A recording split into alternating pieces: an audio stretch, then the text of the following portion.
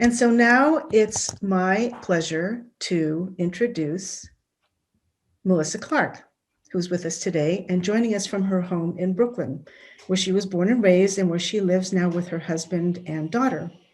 Melissa is a reporter for the New York Times food section, author of 40 cookbooks, and a James Beard Foundation Award winner. She's a regular guest on the Today Show and Rachel Ray, and has been a judge on Iron Chef America. Her newest book is entitled Dinner in French, which is a beautiful book whose cover you saw in the opening. Finally, quote, she loves anchovies, radishes, chicken feet, and lox, but not in that order. Welcome, Melissa, and thanks for being with us this afternoon. I wanted to start, if I could, by reading a couple of sentences at the beginning of the introduction in your book. Quote, that you love anchovies, radishes, chicken feet, and lox, but not in that order. So I want to start, if I could, by reading a couple of sentences at the beginning of the introduction in your book. And this is a repeat, but I can't really speak French, but I cook in French. Try as I might, I just couldn't seem to master it beyond the essentials like deux pains au chocolat, s'il vous plaît. In the kitchen, however, I'm fluent. At our house, the conversation might be in English, but dinner is in French. So tell us about how you got to be an expert in la cuisine française, and was there a particular moment when your vocation became a career? Oh, so it started when I was growing up. I had a kind of a crazy childhood. I spent every summer going to France with my parents. So this was back in just remember, if you can just take yourselves back to a time before the internet, right? So this was in the 80s, and my parents were both psychiatrists. Excuse me one second. You guys, I have this under control. Thank you for the emergency. Okay. They're trying to fix the internet, but I'm just going to pretend that my husband's not in the room. Anyway, so just imagine yourself before the internet. My parents were psychiatrists, and back in the 80s, that meant that they took the whole month of August off. This is what, up until probably about 20 years ago, this is the time-honored way that psychiatrists would vacation. And, most of their colleagues would go to Cape Cod. They grew up in New York. We were New Yorkers. And they would go to Cape Cod. They would go to the Catskills. But my parents went to France every single year. And they dragged my sister and me, dragged. We loved it. But they took my sister and me with them. And we did a house exchange. And so we would have this booklet that would come to the house in January. And because remember, no internet. So we had to do this all by letter, by airmail. And this booklet would arrive at the house, and we would all pour through it, and we would look at all of these houses that were offering themselves up to us, to use for the month of August. We would go, did we want to go to Brittany and, eat oysters? Did we want to go to Normandy and, just eat lots of butter and Calvados? Did we want to go to the South? Did we want to go to Provence and just look at lavender fields and eat goat cheese? And so this is going on in January. And we would pick a place, and we would write these letters, and we would send these photos. And then come August, we would pack up our house. Basically just sort of packing up our house meant we would throw like the silver into, the one locked room, and just pack up a suitcase, and we'd go off to France. And we stayed in some just such wonderful houses, and we got to know amazing people because we would always make sure to meet the people we were house exchanging with. Usually we would arrive and they would be on their way to the airport. And so we'd have these lovely meals. And so this was my summer, every single summer. And my parents both worked full time. They were psychiatrists, so they usually saw patients in the evening. And we didn't spend a lot of time eating together. We didn't spend any time cooking together. But in France, we ate every meal together. We cooked every meal together. And it was this amazing thing, amazing education, because I always say I learned how to cook in France because that's just where we were as a family. I'm sure all of you can relate to this. Just think about the way that you live in France, or the way that you vacation in France, is so different from what I was used to in the 1980s in Brooklyn. We went to the market. We went to these open air markets every single morning. How the markets would always go into these little towns, and we would follow them. So, on Monday, we'd go to this little town for this market. And on Tuesday, we would go to this little town, and my parents would coordinate it. So, okay, on the way we stop and see it. On the way, we go to the market first thing, and we would buy our food for dinner. And then we would go to a site, a church, a museum. We'd see some paintings. We'd go to Giverny, if we were near Paris. We would go, just to different places. And then we would have these lunches, these Michelin lunches. We would go to these restaurants and sit out on the patio and, just have these long, wonderful French lunches. And my sister and me, we were, when we got older, we would sit at the table. When we were younger, a lunch on a patio was a great place for a kid because we could go play. We'd look for there was always a house cat somewhere, a restaurant cat that we'd play with, or maybe there was just a garden, a beautiful garden. And so this is how I grew up. And this was August every single year. And coming back to Brooklyn was always a little hard, I have to say. I'm not going to lie.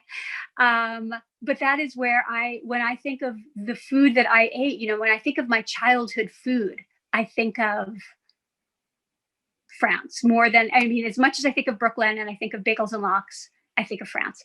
So that was really how I fell in love with food and how I learned to cook it. That's a fabulous story. Thank you. Something else that you share in your book is that when your kindergarten teacher asked you what you did in France every August, you said, first we got lost, then we had lunch. And so you go on to say that when you wrote down your recipes, you knew where you were going with every one of them. They were, quote, seasoned with a dose of Brooklyn moxie to augment all that buttery haute cuisine. So tell us more about that Brooklyn sensibility in your recipes. Yeah. So, so I learned, I learned how to cook in France, but there was also, I grew up in Brooklyn. There was a strong sense of the food, that, we were eating during holidays. My family's recipes, and also the food that I would eat when we would go out. We spent a lot of time going to all those famous Brooklyn restaurants. I don't know. We'd have clams at Lundy's. We would go and get bagels and lox and bring it home. There was Brooklyn Chinatown, and that was very important to us. And all of these influences are very alive in my cooking right now, along with the fact that because I grew up with two working parents, I am a working parent right now. I value the practicality. A lot of what I think of as Brooklyn cooking are these, these flavors that I grew up with, when I wasn't in France, but also this practical way of cooking dinner every single night, the way that I'm doing it now for my family. And I always, I say that, and I feel very strongly about this, that cooking dinner for my family is my daily dose of weekend. It's not a chore to me. It is a joy. It is a daily joy. It's something I look forward to all day long. I'm like, okay, I start thinking about it. I'm like, what am I going to make for dinner? And so I have this daily joy of cooking. And, we're drinking wine when we're cooking dinner. My husband's in the room. Usually my daughter is hanging around somewhere, reading her book in the room. And so it's family time together. It's not just me in the kitchen by myself. But I'm also very practical because I'm the one, I'm in there. I'm the one cooking. I'm the one cleaning up. So to me, Brooklyn, a dash of Brooklyn moxie means being a cook who uses a lot of flavors. I have an amazing pantry. I'm pulling spices and herbs from my pantry. I'm pulling vinegars and oils. I'm able to go shopping and really get ingredients from all over, and I'm using those in my cooking. And I'm also cooking, but I'm streamlining it too. At the same time, I don't want a lot of dishes. I'm thinking practically. I'm thinking, okay, I'm enjoying this process, but I also don't want to end up with a huge sink full of dishes at the end of it, because at the end, after cooking dinner and then eating dinner and drinking our wine, we're tired and we want to clean up quickly. So these are all the things that I consider kind of Brooklyn in my mind, practical, and then these sort of far-flung influences.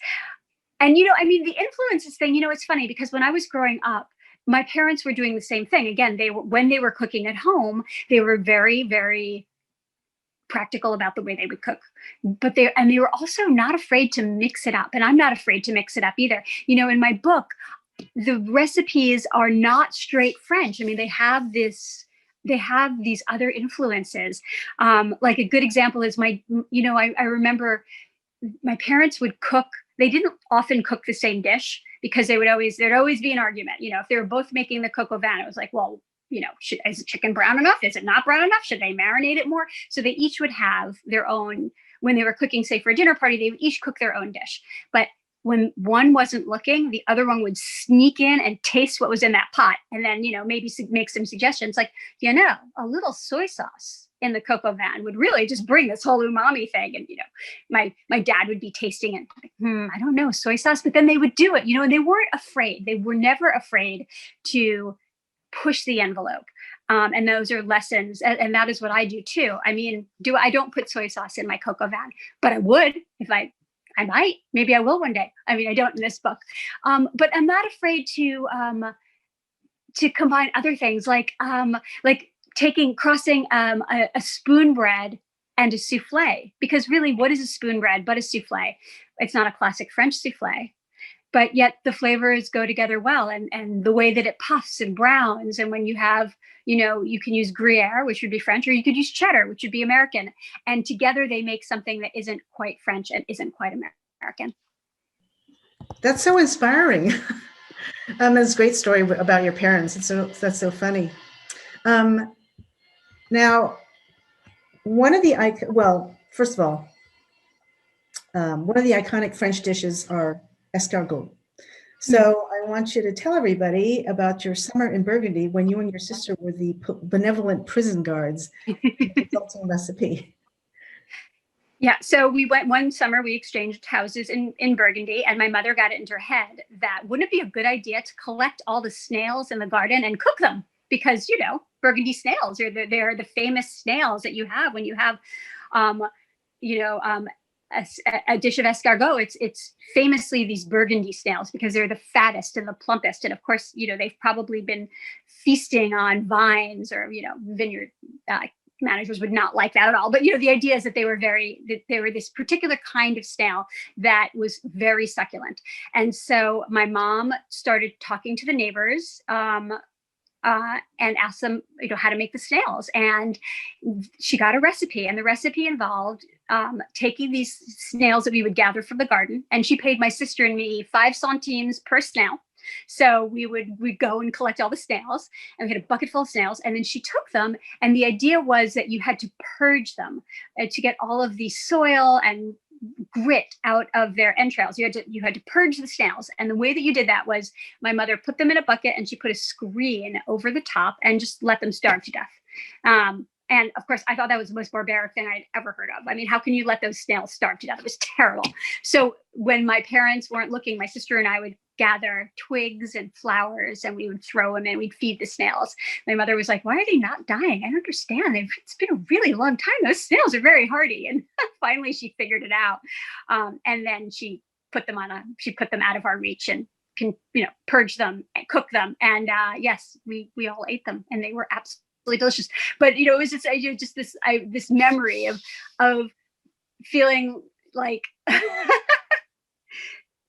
had to acclimate myself to the idea that food comes from, being part of the process of raising food and actually killing food that you eat is part of the process.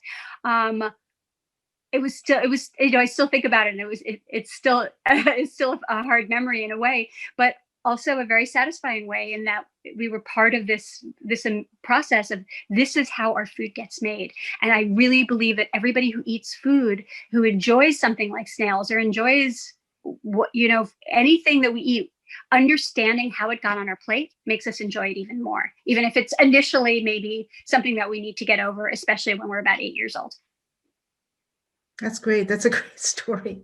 One last anecdote in your book, and it just makes the book so pleasant to read.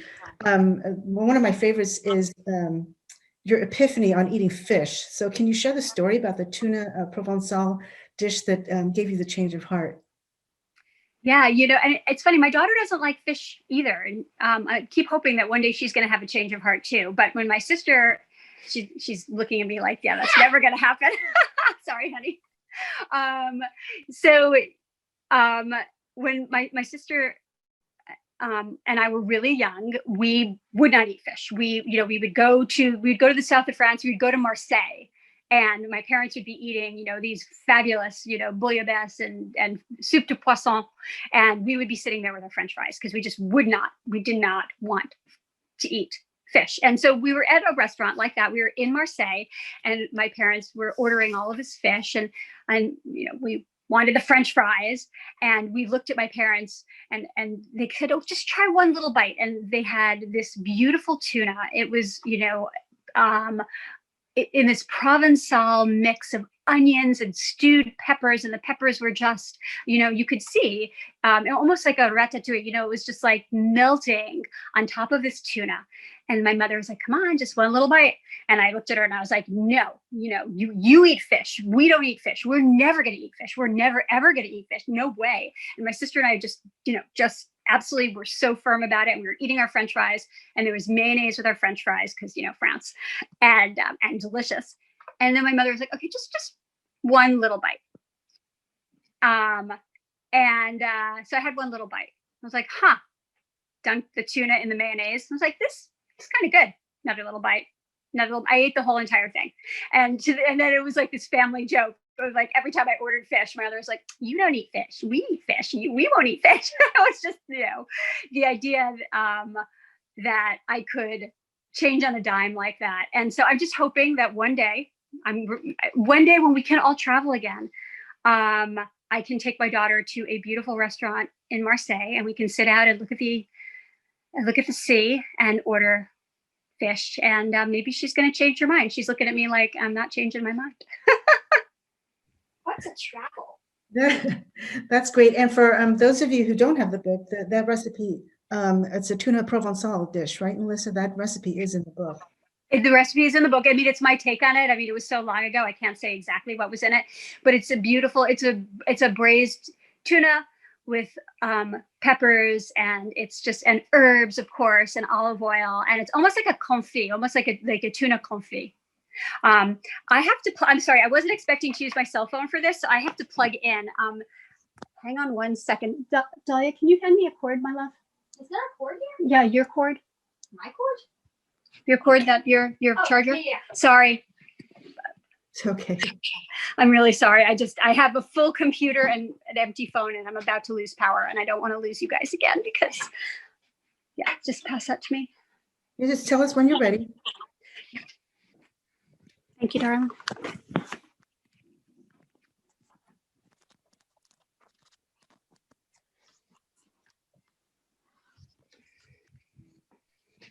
So Josette, while we're waiting, I know that some cookbooks have a lot of memories and souvenirs in them, and other cookbooks are mostly recipes. Can you describe how you found the book to be in terms of the mix?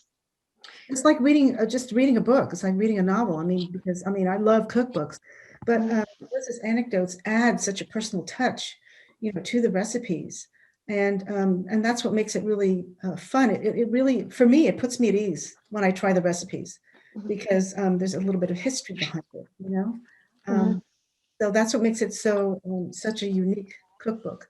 So plenty of recipes to experiment with, along with the history and the souvenirs, right? Definitely.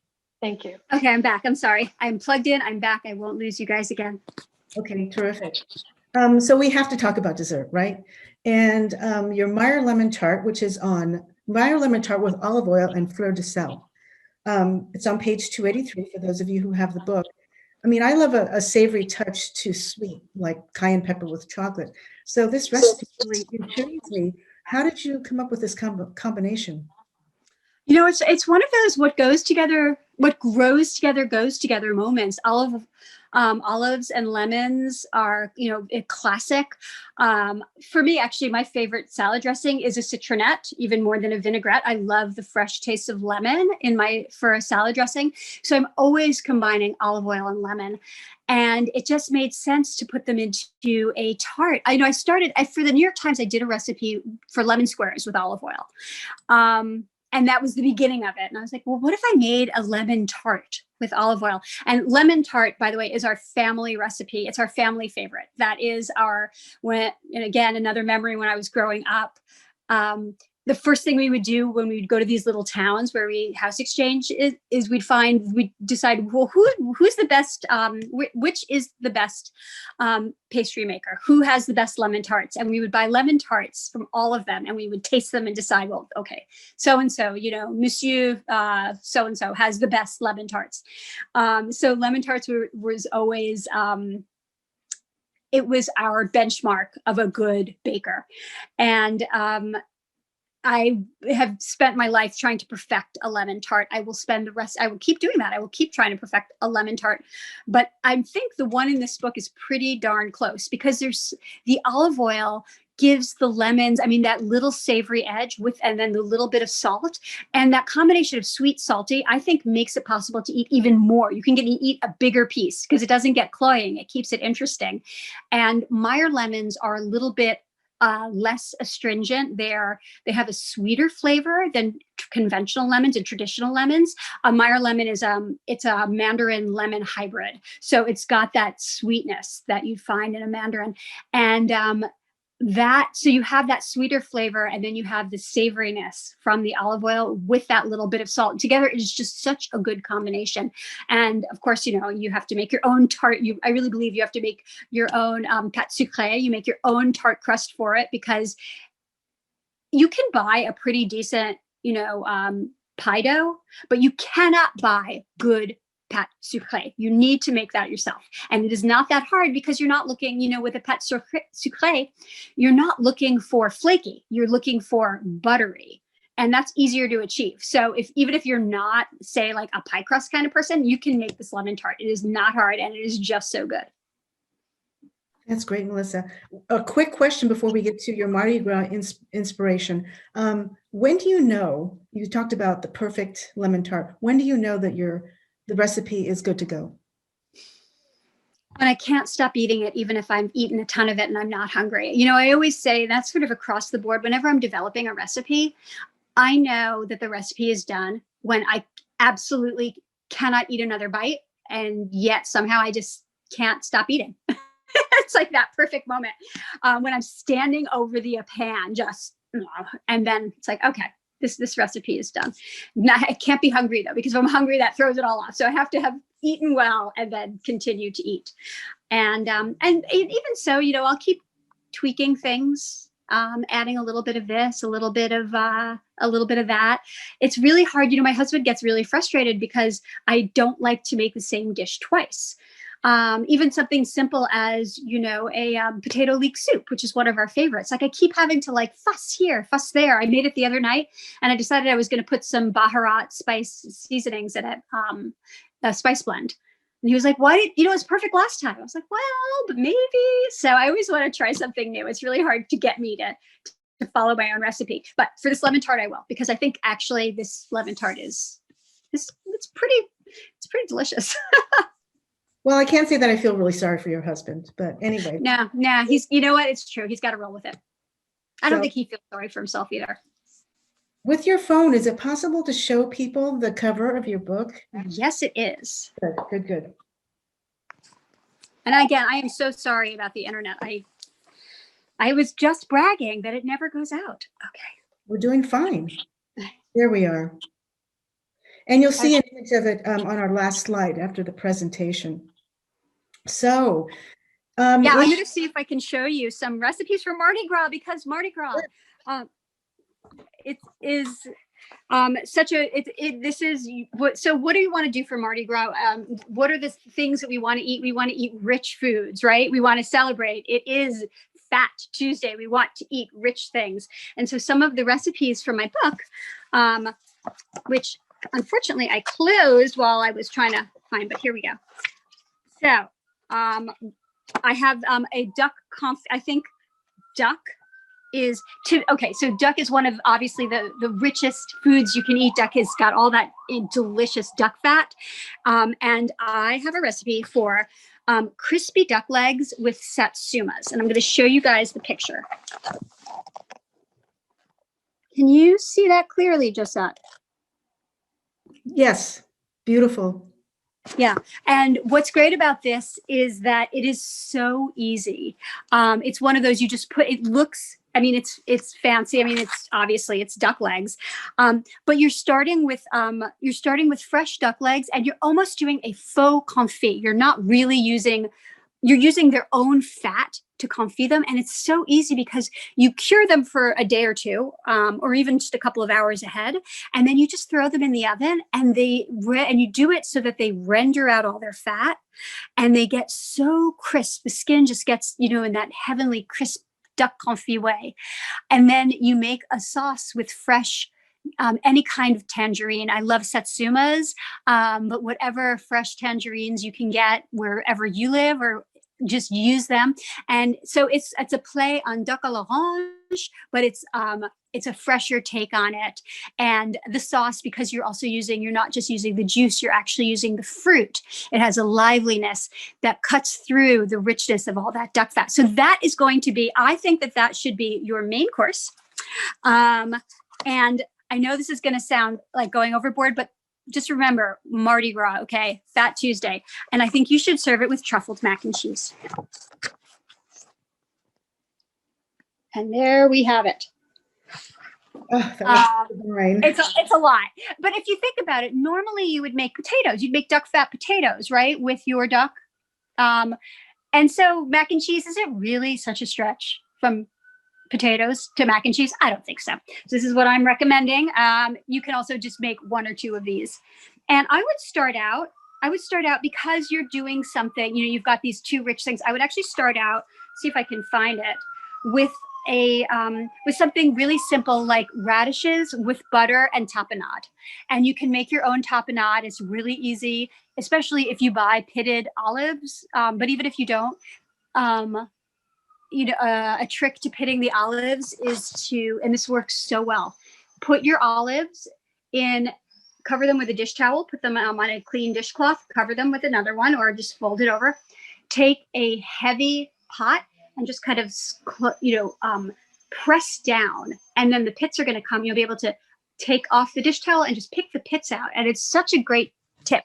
And making your own tapenade, I mean, you can buy great tapenade, but making your own is really delicious. The flavors pop because you're grinding, you're pureeing the olives close to when you're going to eat them. They haven't oxidized. They're not in a jar. They're very fresh tasting. And if you add the garlic and the herbs right then at the end, you get a lot of flavor. And so I would start out with that. And of course, you have to have something just a little, so you have your radishes are crisp, and you have your tapenade and your butter. And I also love to have fromage fort, which is just, I think, one of the best ways to have cheese before the meal. You would obviously, you wouldn't have cheese, you'd have your cheese at the end, but fromage fort you can have at the beginning. And I have a version in my book which has, I say that if fromage fort went on vacation to Texas and came back, this is what fromage fort would turn into, and it has cilantro, jalapeno, and tequila in it, and it's very, very peppy. So that you'd have that to start, and then for dessert you have to go chocolate. I mean, you could do king's cake, but I don't have a recipe for king's cake, so I would go chocolate. And I'm going to see if I can find this recipe. I have a classic chocolate tort, but instead of all white flour, I use a little bit of rye flour, and rye and chocolate is fabulous together because rye is a very spicy grain. And with the chocolate, it just gives it this, it's almost peppery. And then I pair it with a spiced creme anglaise because to play up the spiciness of the rye flour, and it has cinnamon and cardamom. And I'm going to show you the picture of that one too. And there you have it. Oh, that looks yummy. Yeah, it's a good one. And you can make it ahead, and you can make the creme anglaise ahead. Although I don't know about you, but do you ever sip on your creme anglaise if you have it in the fridge for a few days? I have to just make it and serve it, because if it's there, I'll just take little spoonfuls. It's just so good. Linda, if you can take a look at the chat, might be looking at. We have a couple of good questions. Are you looking for some questions? Yeah, I wanted to Yeah. share with Melissa, but I don't know if I'm looking at an old chat box, but Well, no, no, well, I've got a couple here. Annie would like to know, Annie in Washington, D.C. would like to know if when you're working on pastries, do you look at the way the final product actually looks in addition to how it tastes as you go to finalize and share the recipe? Yes, especially well with any dish, the visual presentation is incredibly important, especially if it's going to be photographed. You want to present something that we eat with our eyes first. It's just essential, but especially with pastries. Desserts are all too easy to say no to, especially if you've eaten a lot at dinner, you've had your cheese course, maybe you're not hungry. Dessert has to tempt you, and it has to tempt you on all levels, at all of your senses. It has to look beautiful. It has to smell beautiful. I mean, if there's a way that you can create like an spiced creme anglaise will smell much more intriguing than a vanilla one. Although actually vanilla smells pretty good too, but you know what I mean? You really need to just tempt people. And so I will always try to bring that out. Now, I'm not a food stylist. So for me, I don't think the way food stylists often come up with a vision in their head and then match the dessert to it. I always start with flavor first because that's just where my training is and where how my thought process goes. But I at the end, something even just as simple as shortbread cookies, and you have shortbread cookies, they don't necessarily look exciting. Well, how can I change that? Can I press spices into the top? Can I press coconut? Can I cut them in an interesting way? Just to make people want to take one more bite. that's great. I have I just want to share something with you. Going back to escargot, my grandmother put the snails in a tub of flour. They would eat their way through that and clean themselves out.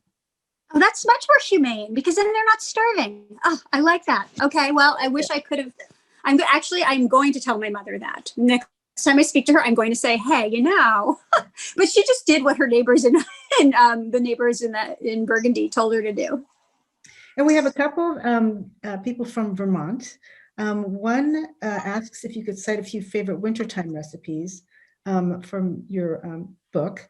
And also Renee from Vermont is also in Vermont. She is making the oxtail bourguignon on page 206 using beef shanks. Oh, what a good idea. Oxtails? Yeah, that's a great idea. Oh, using shanks is fantastic. Yeah, so oxtail bourguignon is absolutely a great winter recipe. Anything bourguignon is going to be a great winter recipe. I also have a beef daub with olives and candied carrots. And you know what I have, which is lovely for winter? It's a tagine. So tagine, again, not traditionally French, but obviously France and North Africa have a very long history, and there's been a lot of influence in a lot of North African influence, especially in contemporary French cuisine. We see that a lot. We see a lot of use of spices, and we see a lot of tagine interpretations. And I have a vegetarian tagine, which is just so full of flavor. And I would recommend that. It has all the great winter vegetables, all the especially it's very high in winter squash, which I think is just so. Whenever I'm looking for a vegetarian dish, I'm thinking, well, what are the hearty vegetables that are really going to fill it out and just make my mouth sing when I eat it? And winter squash to me fits that. Cauliflower is another one. Mushrooms, all of those. So those are some dishes. Also, what's better than a French onion soup, right? A French onion soup is just the perfect thing when it's cold out. And my version has, instead of doing the croutons with the Gruyere on top and broiling it, I do Gruyere grilled cheese sandwiches for dunking. So imagine a grilled cheese sandwich with your tomato soup, right? Except that it's French onion soup and it's a Gruyere grilled cheese. And that's another one. And that's actually really easy. French onion soup, it's super easy. It's just about you just need good beef bouillon. If you have good beef stock, you're halfway there, and it's you can make it, but it's much easier to buy the good stuff now. With the bone broth craze that has served us well, all of us looking for shortcuts to eating really well, good beef bone broth is more available than ever. That's great, thanks. Actually, Susan Stillman was asking about your favorite non-meat dish, vegetarian or fish. Is there a favorite fish dish that you cook, that you prepare? I love that tuna that I was talking about before. That's so, I mean, it's more of a summery dish because of the peppers, but if you can get good peppers, the Provençal tuna confit is just fabulous. And I think tuna is, I mean, to me, it's a special occasion food. You know, you don't want to have it very often, but when you have it, it's just so, when it's cooked until it's silky, like in a confit with good olive oil and the sweetness of the peppers, it's just wonderful. And it's not hard to do either. It's one of those, um, it's one of those dishes that you make it once and you don't even need a recipe because it's not about exact amounts of things. It's really just about getting the technique right, which is super easy. Great, thank you. Kirk says many truffle oils have a metallic bitter taste. Can you recommend a brand, or would you suggest using fresh truffles to create the infused oil? Yeah, so truffle oil brands vary a lot. As I think a lot of people know, a lot of truffle oils are purely synthetic. They don't actually have truffles in them. So the first thing you need to do to find a good brand is to look at the ingredients and make sure it has actual truffle in it and not just essence or flavoring. So that's the most important thing. If you can find a brand that has truffle in it, you're not going to get that weird metallic flavor. Another thing is to look for truffle butter, because truffle butter and truffle cheese, which are two great products, tend not to have synthetics in them. They tend to be made from the actual truffles. So you're better off. I mean, Urbani is a good brand. Urbani, that's the one I can think of. I know there are other, that's not the only brand. There are other brands, but that's the one that comes to mind. But just look at the ingredients and make sure you're actually seeing truffle in there. Okay, well, you just answered Kirk's other question, which brand of butter, salted or unsalted? For regular butter or for truffle butter? No, regular butter.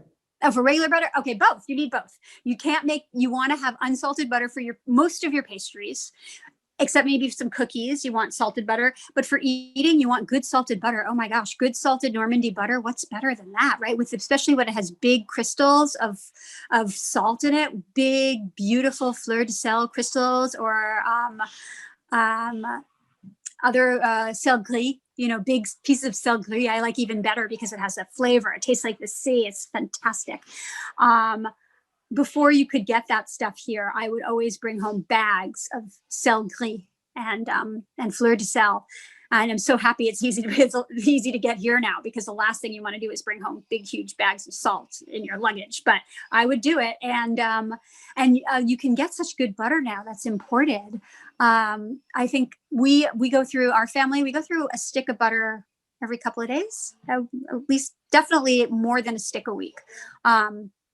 We like butter. We like our butter. We put on everything. Oh, this is a good one. All of you can relate to this, right? Butter on radishes. You butter your radishes, right? You've been to France, you take your salty butter, you butter your radishes. Well, when my daughter was really little, we had a babysitter, and I used to give my daughter buttered radishes. I still do. She loves them. She makes them herself now. And, I told the babysitter, okay, well, here's, you take the butter and you put on the radishes. And one day I came home and I saw her buttering celery and carrots. I was like, what are you doing? She's like, oh, I thought you buttered all your vegetables.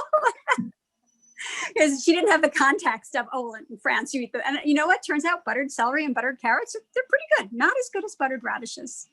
Yeah, I find myself eating a lot more butter when I'm in France as well. We have a home in the Dordogne. Annie says would like to know, while you're in France, did you ever take courses at the Cordon Bleu? Or you just...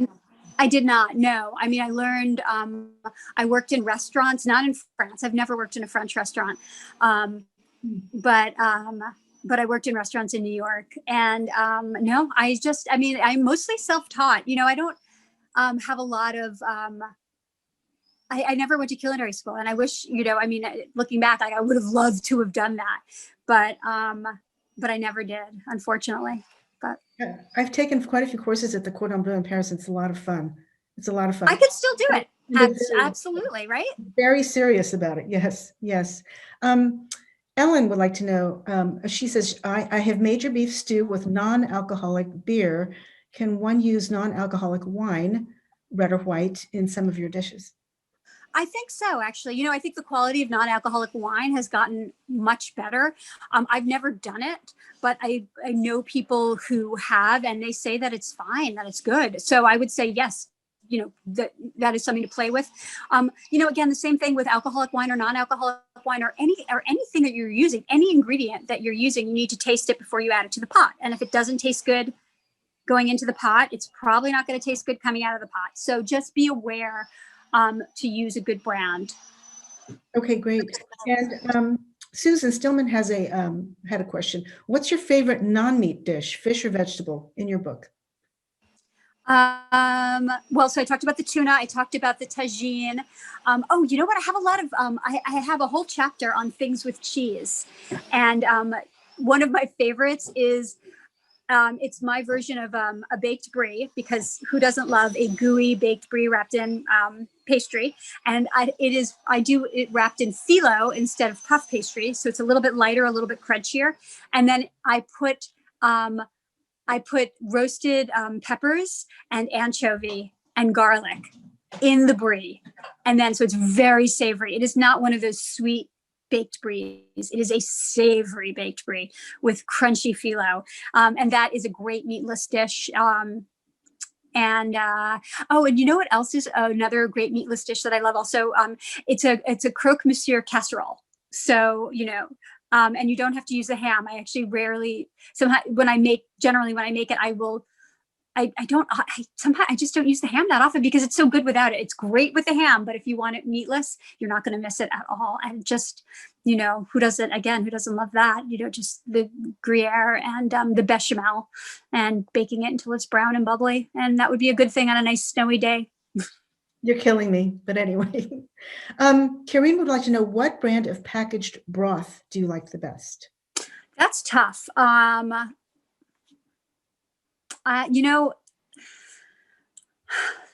don't have a lot of experience with packaged broth brands that are national brands. Like I know Pacific makes one and Imagine makes one. I don't know that I have a preference one over the other. That's a tough one. I try. Well, first of all, obviously I make a lot of my own stocks, but if I can't, I really try to get a bone broth that's local. And they're so much easier to find. Butchers have them now. Of course, who has a butcher? We do most of our shopping in the supermarket. But I would say that try to find a bone broth rather than a stock, and in the freezer section, rather than in one of those Tetra packs, because they will generally be fresher. So I think just as a general guideline, look to the freezer rather than to the shelves when you're trying to buy any kind of prepared stock. I know I do. And I definitely use them, but I'm trying to buy, we have one in New York called Brodo, which I don't think it's national, but it's called Brodo, and it is fabulous. It's created by a chef named Marco Canora, and it's just so fresh and good. And what's so great about it is that he has the classic chicken and the beef, but he also has many different vegetarian options. He has a seaweed mushroom. He has a butternut squash one, and they're broths, so they're perfect to make the foundation of a sauce, but they are really interestingly flavored. Okay, great. Thank you. I missed a question regarding pastries. You also look at the way the final product looks like besides the taste when you're ready to share the recipe. Yeah, absolutely. That is just as, the temptation of seeing it. How a good thing to do, just to speak on how something looks, when you're looking at it, especially for me, when I'm thinking about publishing a recipe, I will look at it with my naked eye, and to me, it looks, it looks beautiful or it looks ugly. Take a picture of it with your phone always, because to have that layer of separation between the thing and your appetite. Take a picture and go out of the room and look at the picture. And how does it look to you when you're not in the same room as the pastry that you just made? It can be an entirely different experience. And I try to do that whenever I bake something, for publication. If I'm just baking something for my family, and we just eat it.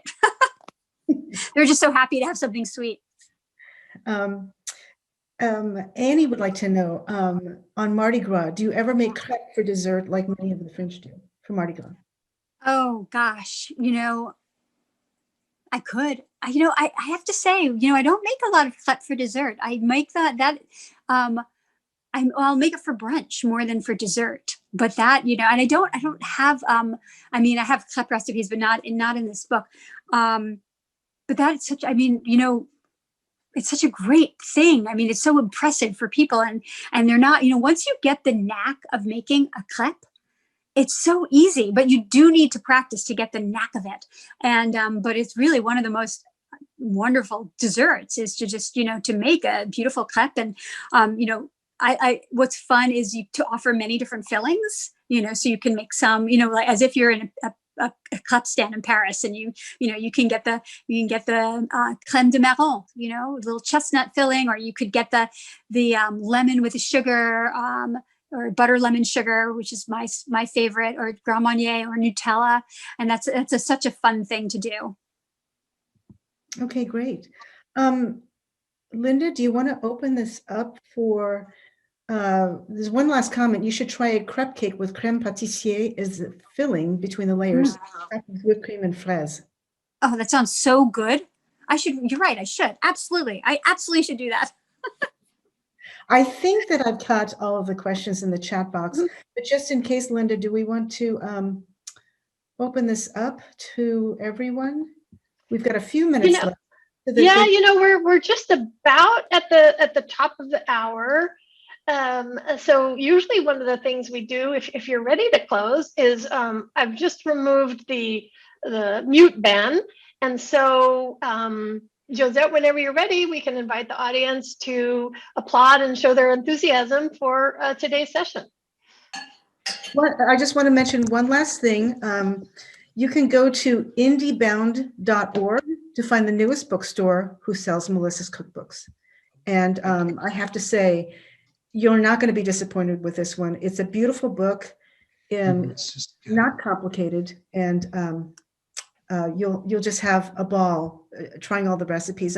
Renee Ketchum is on the board of directors for the Federation of the Alliance Française USA, and she's in the audience, and I believe she's prepared almost every single one of the recipes in your book. I'm a huge fan. Oh, fantastic. Thank you. Of course, it's also available on Amazon and major bookstores. And just a reminder to visit afusa.org for our upcoming events. And with that, let's all give Melissa a huge round of applause. Thank you. Thank you. Wonderful. Thank you so much. Thank you all for having me. And you're so brave to just keep plugging along and getting online with it. That was fantastic. I'm so sorry. No, that's okay. It was perfect. It worked out great. Thank you so much. Thank you, everybody, for attending. It was great to see you all. Thank you, Au Josette. revoir. Thank That you. was great. Au revoir. Au revoir, tout le monde. Au revoir.